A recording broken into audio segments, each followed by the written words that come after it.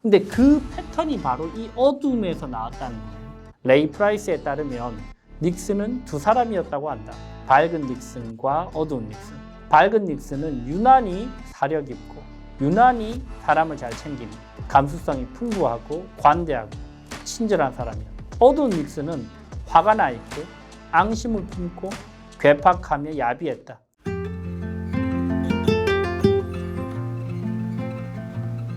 안녕하세요. 대화의 밀도 저자 류지연 변호사입니다. 오늘은 독서 낭독 코너에 로버트 그린의 인간 본성의 법칙이라는 책에 대해서 한번 이야기를 나눠보려고 합니다. 올해 여름 7월과 8월에 이 로버트 그린의 인간 본성의 법칙을 읽었고요. 저는 이제 트레발이라는 독서 모임을 하고 있어요. 매달 한 권의 책을 20명의 독서 모임 멤버들과 함께 읽고 그리고 읽어온 다음에 독후감을 내고 그리고 4시간 동안 독서 토론을 하는 그런 모임입니다. 사실 저는 5년째 이 트레발이라는 독서 모임을 통해서 책을 읽고 있고요. 협상이 삶의 무기가 될 때라는 협상 클럽을 운영을 하고 있는데요. 그 클럽에서 같이 읽었어요. 20분의 트레발이 멤버들과 함께. 사실 919페이지짜리의 아주 벽돌 책입니다. 엄청나게 두꺼운 책인데, 그래서 함께 이제 페이지를 정해서 일주일에 한 400페이지 정도씩 이제 읽어 나갔어요. 그러면서 이제 마지막에 이제 4시간 동안 독서 토론도 하면서 굉장히 유익했던 그런 책이었습니다.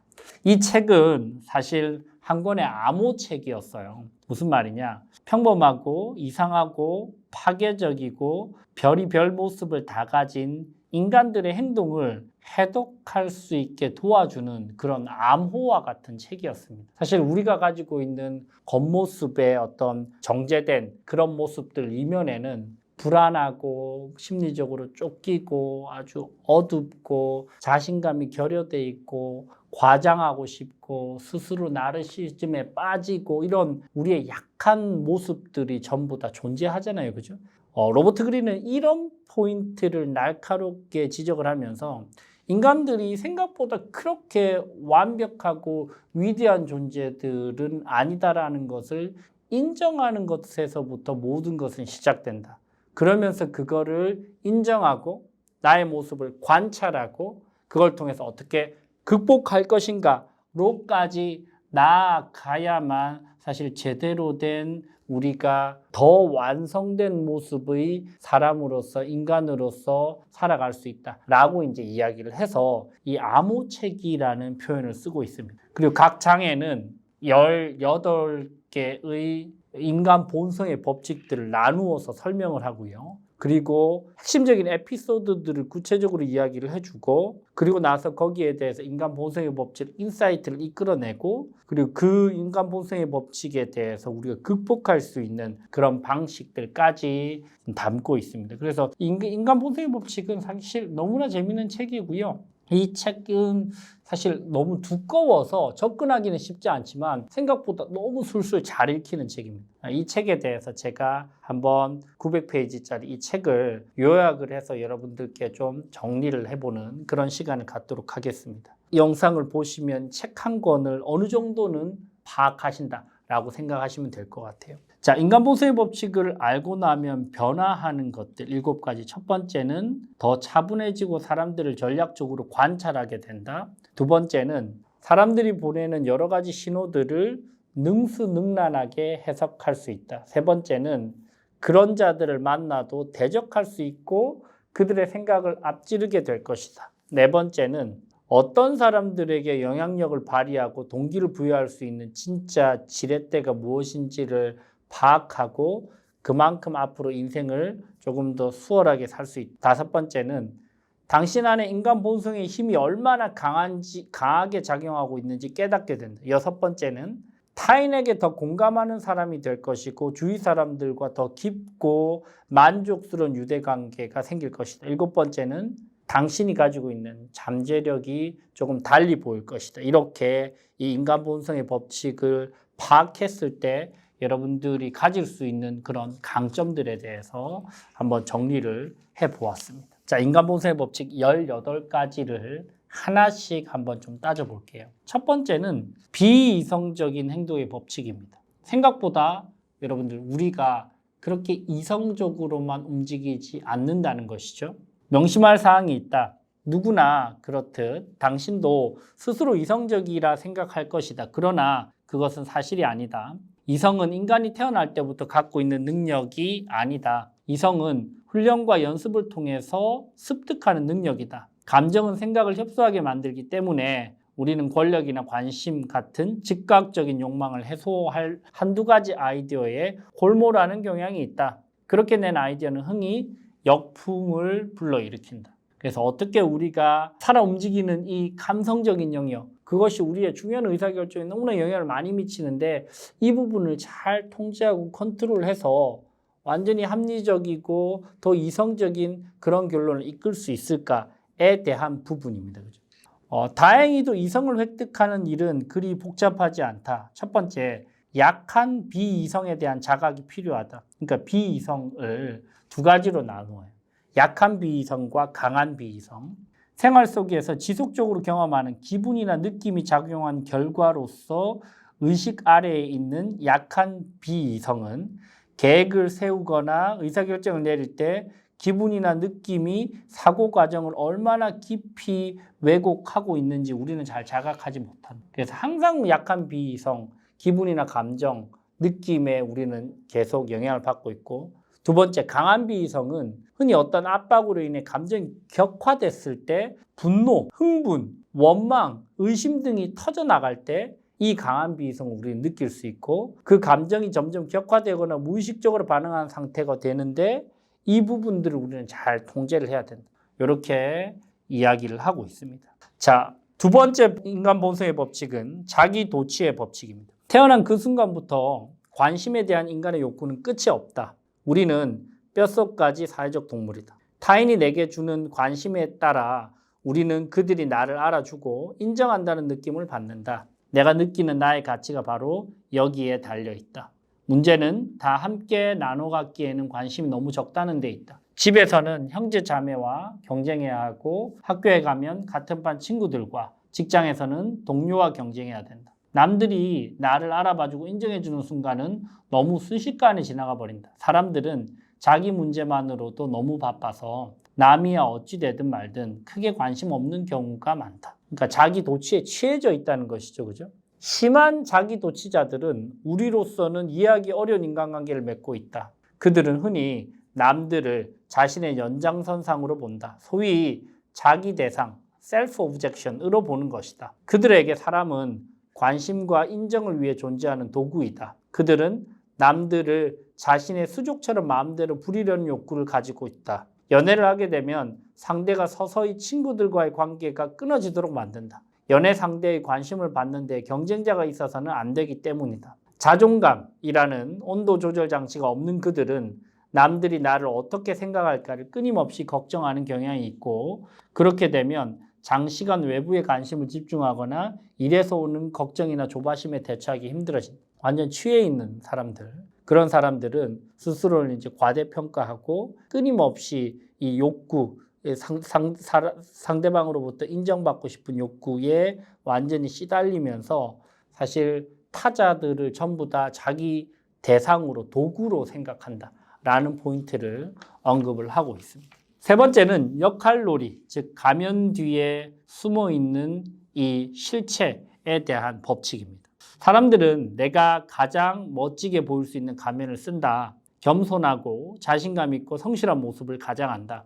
옳은 말만 하고 미소를 짓고 상대의 생각에 관심 있는 척하며 내면의 불안과 시기심을 감추는 법을 터득한다. 타인과 교류할 때 사람들은 마치 달과 같다는 사실을 염두에 두어야 한다. 그들은 당신에게 오직 한쪽 면밖에 보여주지 않는다. 사람은 누구나 자신이 가장하는 바로 그런 사람으로 늘 볼 수 있게 얼굴로 가면을 만드는 재주를 타고난다. 다행히도 사람들이 쓰는 가면에는 갈라진 틈이 있다. 그 틈 사이로 진짜 감정과 무의식적 욕망이 조금씩 새어나온다. 당신은 바로 이 언어에 통달해야 한다. 적대감을 알아볼 수 있는 탁월한 방법이 하나 있다. 상대가 나를 대할 때와 다른 사람들을 대할 때 바디랭귀지가 어떻게 달라지는지 비교해 보면 된다. 누군가 당신을 시기하고 한다고 의심되면 최근 당신에게 있었던 좋은 일을 이야기해봐. 그래서 모두가 다 본인의 아주 밝은 면만을 보여주려고 하지만 사실은 우리는 가면을 쓰고 역할놀이를 하고 있고 그 가면 틈 사이에 보여지는 실체에 대해서 우리는 좀 파악해 볼 필요가 있다라고 이야기를 하고 있습니다. 네 번째 인간 본성의 법칙은 강박적 행동의 법칙입니다. 우리는 성격이라는 프레임과 렌즈를 가지고 있고 그 성격이라는 모두가 가지고 있는 그 성격의 프레임과 렌즈 안에서 움직이는 그런 강박적 행동의 법칙이 있다는 것이죠. 사람들은 절대로 같은 행동을 한 번만 하지 않는다. 사람들은 틀림없이 자신의 행동을 반복한다. 간단하지만 예외 없는 법칙이다. 성격은 바꿀 수 없다. 성격을 구성하는 여러 요소는 의식적 자각이 생기기 이전에 이미 만들어진다. 마음속 깊은 곳에서 성격은 당신으로 하여금 같은 행동, 같은 전략, 같은 의사결정을 반복하게 만든다. 인간의 뇌도 거기에 적합하게 되어 있다. 그러니까 자신의 원초적인 성향을 들여다보아야 한다. 당신이 부모와 형성한 애착의 성질과 그것을 가장 잘할 수 있는 지금의 인간관계를 살펴보아야 한다. 당신의 발목을 계속 붙잡는 실수나 패턴을 가혹할 만큼 정직하게 들여다보아야 한다. 자신의 한계를 알아야 한다. 어떤 상황에서 내가 최선을 다하지 않는지 알아야 한다. 그리고 사춘기를 지나서까지 이어지고 있는 당신의 성격의 타고난 강점도 알아야 된다. 인간은 절대로 그 행동을 한 번만 하지 않는다는 것이죠. 패턴이 있고 그게 성격화되는데 그 성격에서 드러나는 나의 강점과 약점들을 잘 파악하고 이를 일상에서 어떻게 적용할 것인가를 고민해야 된다라는 겁니다. 다섯 번째 인간 본성의 법칙은 선망의 법칙입니다. 꼭 알아야 할 점은 이것이다.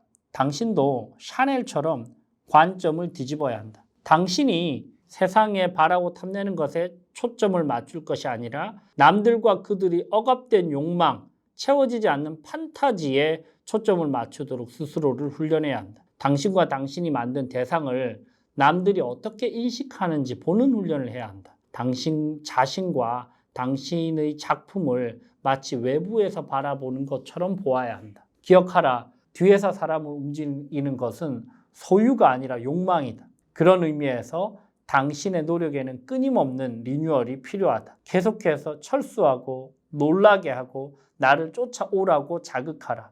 그렇게 할 수 있는 한 힘을 가진 사람은 바로 당신이다. 선망의 법칙. 우리는 남들이 가지고 있는 것, 내가 갖지 못한 것을 욕망하고 갖고 싶어하고 그것을 갈구한다는 것이죠. 그렇기 때문에 뭔가 소유를 더 시켜준다 이런 개념이 아니고 상대방의 욕망을 오히려 자극을 하면서 그들이 갖지 못한 것을 오히려 강조를 해서 그들을 이끌어라 라는 인간 본성의 법칙입니다. 여섯 번째 인간 본성의 법칙은 근시안의 법칙입니다. 눈에 보이는 온갖 것들로부터 우리는 영향을 받고 과잉 반응을 보인다. 어떤 사건이 일어날 때마다 당신은 과하게 들떴다가 패닉에 빠졌다를 반복한다. 사람들을 평가할 때는 시야의 넓고 좁음을 기준으로 삼아라. 자기의 행동의 결과를 보지 못하고 계속해서 생각 없는 반응을 내놓는데 그치는 사람과는 엮이지 마라. 그런 사람은 당신에게도 그런 기운을 전염시킨다. 지금 당장 눈에 보이지 않는 것, 사건들을 좌우하는 더 큰 흐름을 주시하라. 정기적 목표를 시야에서 놓지 마라. 시각을 넓히면 그 어떤 목표든 이룰 수 있는 인내심과 명료한 관점이 생길 것이다. 다시 말해 우리는 현재로부터 거리를 두고 문제의 근원을 더 깊이 들여다보고 상황의 전체적 맥락을 더 넓게 바라보고 미래를 더 길게 내다보아야 한다. 우리가 한 행동의 결과와 나의 장기적 우선순위까지 고려해야 한다. 필연적으로 우리는 경영을 할 때도 비즈니스를 할 때도 관계를 할 때도 좁게 보는데 이거를 조금 더 깊게 넓게 바라보는 그런 연습이 계속되어야 된다는 것이죠. 일곱 번째 인간 본성의 법칙은 방어적 태도의 법칙입니다. 다른 사람이 설득하고 나를 변화시키려 할 때 우리는 방어적이고 저항하게 이거 완전 청개구리의 법칙이죠. 영어로는 reactance effect라고 하죠. 그죠?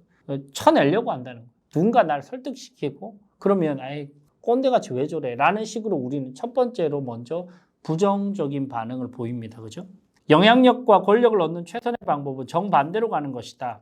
관심의 초점을 상대에게 넘겨줘라. 상대가 이야기하게 만들어라. 그죠? 이 쇼에서 상대방이 스타가 되도록 하라. 상대의 의견과 가치관은 내가 따라할 가치가 있으며 그가 지지하는 대의가 세상에 가장 고귀하다고 말하라. 요즘 세상에 이런 관심은 워낙 드물기 때문에 사람들은 이런 관심에 몹시 굶주려 있다. 이렇게 상대를 긍정해주면 그는 방어박을 내리고 뭐가 되었든 당신이 암시하고 싶은 그 아이디어에 마음을 열 것이다. 그렇다면 당신이 가장 먼저 해야 할 일은 언제나 한 걸음 물러나서 상대보다 더 열등한 위치에 서 있는 것이다. 너무나 인사이트가 있죠. 앞에 나서서 나를 지휘하려고 들고 잘난 척을 하는 그런 사람들에게 우리는 방어적이 되고 가드를 올리고 그 사람에게 저항한다는 거예요. 그래서 당신이 오히려 상대방을 설득시키려면 한 걸음 물러나서 상대보다 열등한 지위에 서 있으면 그러면 이제 내 편이 될 가능성이 굉장히 높다는 것이 잘 안 돼요. 참 힘듭니다. 이게 인간 보수의 법칙이 진짜 반하는 거예요. 내가 더 드러나려고 하고 강인해 보이려고 강력해 보이려고. 근데 오히려 상대방을 스타를 만들고 상대방에게 한 걸음 물러나서 상대방이 더 우월한 위치에 있는 것을 인정할 이게 사실 굉장히 힘듭니다. 7번째, 방어적 태도의 법칙. 8번째, 자기 회방의 법칙. 우리는 무의식적으로 자신이 가장 두려워하는 환경을 만들어내서 스스로를 망쳐버린다. 꼭 알아야 하는 것이 있다. 우리는 누구나 각자의 렌즈를 가지고 세상을 보며 그 렌즈가 우리의 지각에 색깔을 입히고 모양을 정한다. 이 렌즈를 태도라고 부르자. 스위스의 위대한 심리학자 칼 융은 태도를 다음과 같이 정의했다. 태도란 특정한 방식으로 행동 또는 반응하려는 정신의 준비 상태다. 따라서 태도를 가지고 있다는 것은 확고한 것에 대한 선언적 지향성과 같은 말이다. 그래서 우리는 세상을 바라볼 때 내가 가지고 있는 렌즈 태도가 있고 그 태도가 좀 회피적이거나 부정적이거나 초조하거나 우울해지면 사실 세상 자체가 전부 다 몹시 부정적으로밖에 증폭시켜서 보일 수밖에 없다는 것이죠. 그죠? 그래서 이 자기 회방의 법칙, 내 프레임 안에서 스스로를 망치는 이 법칙에서 좀 벗어날 필요가 있다. 8번째. 9번째의 인간 본성의 법칙은 억압의 법칙입니다. 쭉 여러분들 18가지 인간 본성의 법칙을 제가 짧게 요약을 해서 여러분들과 함께 읽어볼 거기 때문에 여러분들 쭉 이걸 들으시면서 핵심적인 인간 본성의 법칙들을 좀 활용을 한번 해보고 인지를 해보시기 바랍니다. 상당 부분 굉장히 공감이 많이 가는 내용들이에요. 9번째, 억압의 법칙. 본인의 어둠도 반드시 알고 있어야 된다. 그 어두움을 인지하면 무의식 속에 숨어있는 창의적 에너지를 조종하고 활용할 수 있다. 그 어둠을 당신의 인격에 통합시키면 당신은 더 온전한 인간이 될 것이다. 그리고 진정성을 발산해 사람들을 끌어당기게 될 것이다. 이러면서 이 내 안에 깊이 숨어있는 이 어둠을 오히려 인식하고 끄집어내서 오히려 드러낼 때 오히려 컴플렉스가 없어지면서 그것이 긍정적인 에너지로 바뀔 수 있다라고 이야기를 하는 게 바로 억압의 법칙이에요. 내가 이 깊숙한 어두움을 계속 억압하고 있다는 거예요. 그러면서 사실 미국의 전 대통령 닉슨 대통령에 대한 일화를 언급을 합니다. 닉슨 대통령은 사실은 워터게이트 사건으로 이제 사실 본인의 정치 생명이 단절됐던 그런 아주 비운의 리더였고요. 사실 워낙 탄탄하고 강력한 정치 기반을 가지고 있다가 워터게이트 사건 한 방으로 사실 재선과 멀어지면서 그냥 사실 정치에 오명을 남기면서 정치계를 떠난 그런 대통령이죠. 근데 그 패턴이 바로 이 어둠에서 나왔다는 거예요. 레이 프라이스에 따르면 닉슨은 두 사람이었다고 한다. 밝은 닉슨과 어두운 닉슨. 밝은 닉슨은 유난히 사려 깊고 유난히 사람을 잘 챙기며 감수성이 풍부하고 관대하고 친절한 사람이었다. 어두운 닉슨은 화가 나 있고 앙심을 품고 괴팍하며 야비했다. 프라이스는 두 측면이 끊임없이 전쟁을 벌이고 있었다고 말했다. 키신저에 따르면 그가 가장 두려워한 것은 나약하게 비치는 것이었다. 닉슨의 이야기는 생각보다 당신이나 당신의 현실과 가깝다. 닉슨과 마찬가지로 당신도 강점을 강조하고 약점을 감출 수 있는 대외용 페르소나를 만들어 두었다. 그리고 닉슨과 마찬가지로 당신에게도 어두운 면이 있다. 당신이 결코 불안과 남에게 심지어 가까운 이들에게 상처를 주고 싶은 은밀한 욕망, 복수에 대한 판타지, 사람들에 대한 의심, 더 많은 관심과 권력에 대한 갈증이 자리 잡고 있다. 당신이 해야 할 일은 당신의 성격이 어두운 면을 확인하고 인정하는 것이다. 일단 한번 의식적인 점검을 당한 어둠은 그 파괴력을 상실한다. 당신 안에 어둠이 내보내는 신호를 감지하는 법을 배우고 나면 이 어두운 에너지를 생산적인 활동에 쏟을 수 있다. 그림자를 탐구하라. 그림자에는 깊이가 있고 그 속에는 대단한 창의적 에너지가 들어있다고 생각하라. 우리는 그 깊은 곳을 탐구해야 한다. 그 속에는 좀 더 원시적인 형태의 사고도 있고 동물적 본능에서 비롯된 어둡기 짝이 없는 충동도 있다. 그림자를 보여줘라.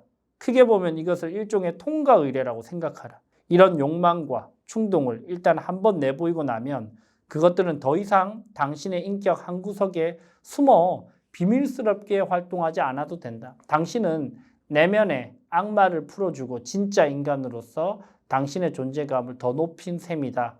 그렇게 그림자는 당신 편이 될 것이다. 자, 인간 본성의 법칙 전체 18가지의 법칙 중에 9가지, 첫 번째부터 9번째까지의 법칙을 1편에서 다뤘습니다. 여러분들 나머지 인간 본성의 법칙은 저희가 2편에서 10번째 인간 본성의 법칙부터 18번째 법칙까지를 다루도록 하겠습니다. 지금까지 독서 낭독의 류전 변호사였습니다.